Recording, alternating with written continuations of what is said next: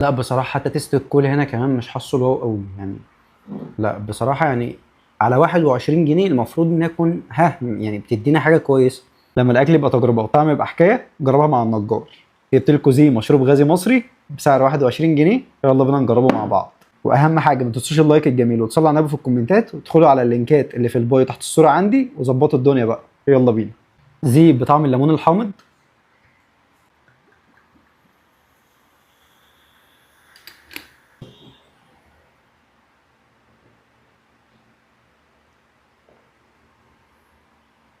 لا بصراحه تيست الليمون حلو قوي، فده اداها 10 من 10.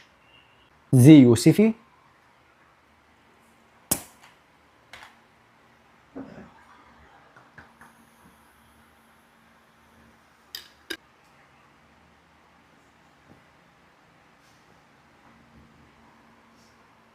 تيست اليوسفي بصراحه حلو قوي، مع الصودا برضه هاديه مش عاليه قوي.